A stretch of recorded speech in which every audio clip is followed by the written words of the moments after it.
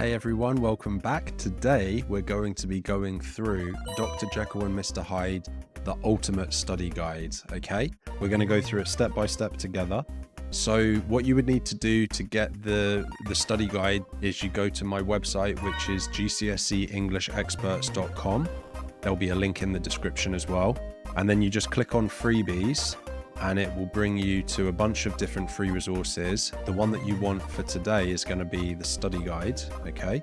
So you click on the study guide, it's going to bring you here.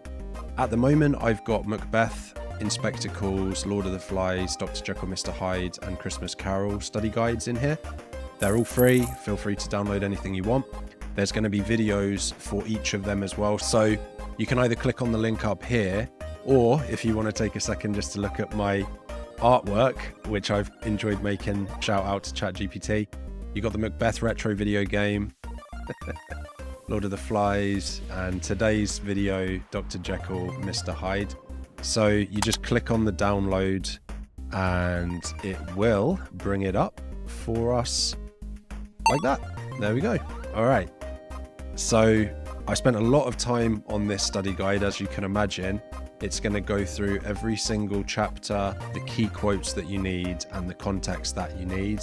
For those of you that don't know who I am, my name's Adam, and I've been teaching English for over a decade. I've helped thousands of students to excel and maximize their results in their GCSE and A-level English. And my job in these videos is to make you a little bit better at English every single day. So with that said, let's dive in and look at Dr. Jekyll, Mr. Hyde. So the first thing I want to quickly say is, in terms of characters, you are going to need to know about all of the major characters. I have actually got an article for that as well, like a blog that I did of the top 5 quotes for each of the major characters in Dr. Jekyll, Mr. Hyde. So that link will also be in the description. But obviously the major characters we're going to cover today are Dr. Jekyll, funny enough, since it's literally called Dr. Jekyll, and Mr. Hyde, second major character. But you've also got Mr. Utterson is very important. You've got Dr. Lanyon, who's pretty important. And then you've got Mr. Enfield and Paul and a few other little minor characters, which are still like, they could come up in the exam. So it's worth knowing about. All right, prepare to fight. Chapter 1, Story of the Door. So what happens in Chapter 1? Mr. Utterson hears a story from his cousin, Mr. Enfield, about this horrible guy called Mr. Hyde, who has trampled on a little girl in the middle of the night on the streets of London. And it's caused quite a controversy.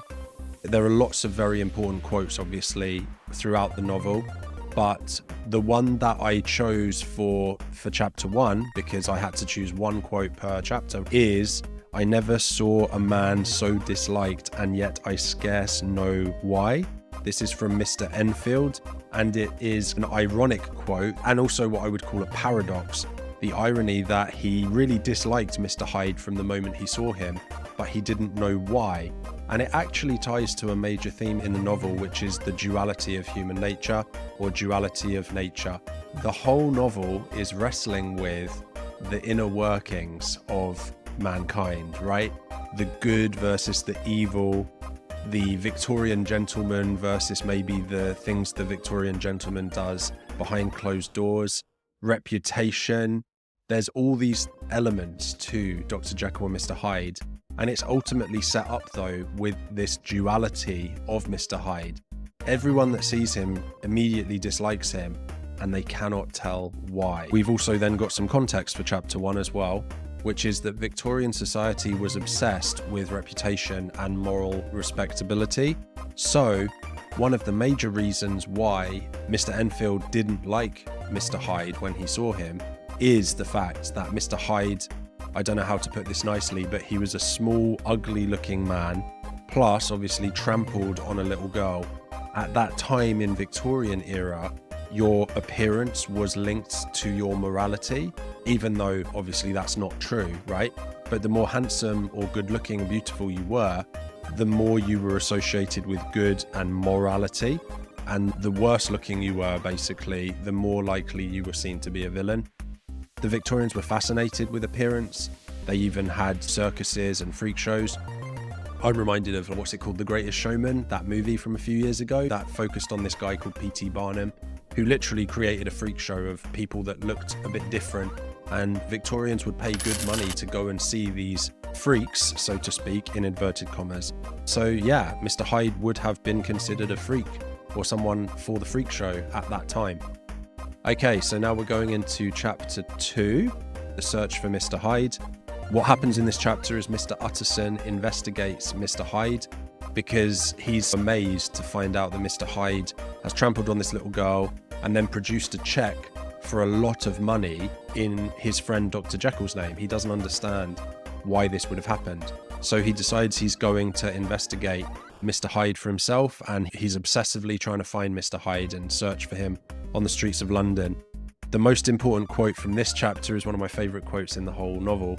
"If he be Mr. Hyde, I shall be Mr. Seek."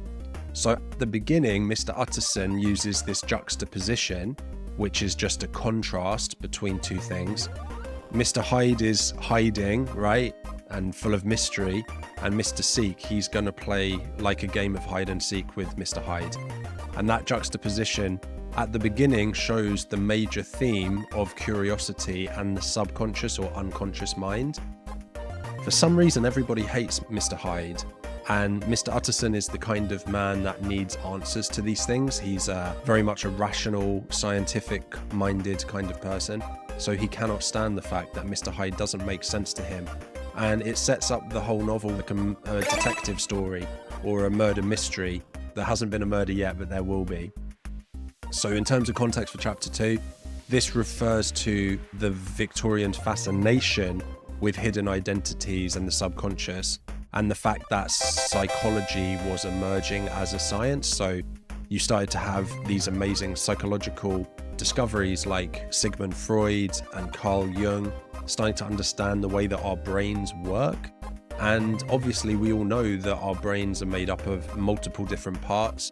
So what you could say if you're writing this for the exam is that Robert Louis Stevenson is exploring the dichotomy between the id, the ego, and the superego.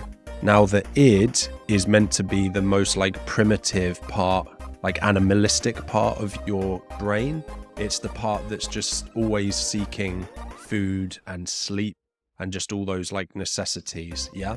And the id is even willing to do bad things to get food and sleep and reproduce, all of those like very basic instincts. Then you've also got the superego on the high end, and you can think of that as being like an angel on your shoulder trying to tell you to do the pure, the good things, the sacrificial things, the things that maybe don't serve the body but actually do serve someone else outside of you. So there's this angel on one side, the superego, and there's this id kind of demon. I'll make it simple and call it a demon on the other side. And then in the middle, you've got the poor little ego, which is basically you. So you're constantly battling between your evil desires, or not necessarily always evil, but your basic desires, and then also your highest level of like self-sacrificing, loving. The ego is Dr. Jekyll, the id is Mr. Hyde, and then the superego isn't really anyone, it's kind of Mr. Utterson, okay? But all of this is based on Freudian psychology, and that is the end of chapter 2. So I'm going to go into chapter 3 in the next video. If you have enjoyed this, please do like and share and subscribe to my channel.